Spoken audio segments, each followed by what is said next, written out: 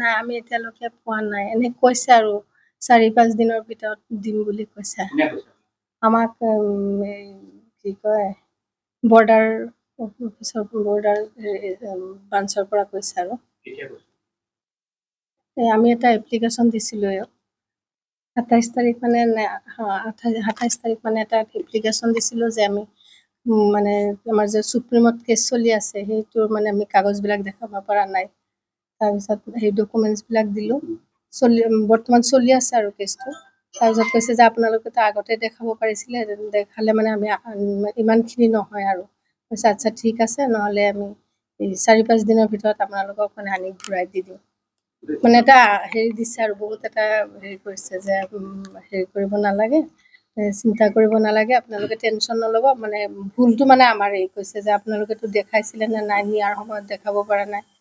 তাৰপিছত কৈছে মানে তেতিয়া যদি আমি লগে লগে কাগজখিনি দেখাই দিওঁ কামখিনি হৈ যায় আৰু তাৰপিছত কৈছে যে নাই এতিয়া যদি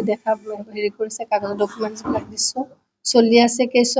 চলি থকা অৱস্থাত মানুহজনক নিব নোৱাৰে মানে ক'লে তাৰপিছত কৈছে এতিয়া মানে 4-5 দিনৰ ভিতৰত কথা দিছে মানে যিমান পাৰে আৰু সোনকালে আনি দিব লাগে আৰু কোনে কৈছিলে কথাখিনি কৈছে আৰু আমি ব্ৰাঞ্চত দিছে যে তাৰপিছত মানে তাৰ পৰাই কৈছে আৰু দি দিম বুলি কৈছে বৰ্ডাৰ ব্ৰাঞ্চত হয় এতিয়া চাওক আমাৰতো কোনো বস্তুৰ অভাৱ নাই চাওক ধুনীয়াকৈ তেওঁৰ মাটিৰ কাগজ আছে বা তেওঁৰ আব্বাৰ হেৰি লিগিছে আছে 65 চনৰ 65ৰ তাৰপিছত এয়া স্কুলৰ এপইণ্টমেণ্ট লেটাৰ স্কুল চাৰ্টিফিকেট ইয়াতে তেওঁৰ জন্ম ইয়াতে LP school ME school college library চব মানে গাঁৱৰ মানুহে জানে যে ইয়াতে এওঁৰ জন্ম বাপেকৰ জন্ম মাকৰ জন্ম ইয়াত ইণ্ডিয়াত আকৌ এওঁৰ যে দাদা আছে মানে বাপেক আপোনাৰ ককা দেউতা এও ইয়াতে জন্ম তাৰপিছত ইয়াত যে আমাৰ মৃত্যু হৈছে মৃত্যু আমাৰ হ'লে কবৰ দিয়ে সেই কবৰটো সেই বহুত কিমান দিন আগত সেই কবৰৰ হেৰিটোতো মানে লিখা আছে কিমান চনত এওঁৰ মৃত্যু হৈছে মানে সেইবিলাক দেখিলেও আপোনালোকে প্ৰমাণ কৰিব পাৰিব যে মানুহজন কেছটো আমাৰ চলি আছে সুপ্ৰিম কোৰ্টত কেছটো চলি আছে ষ্টে অৰ্ডাৰ আছে মানে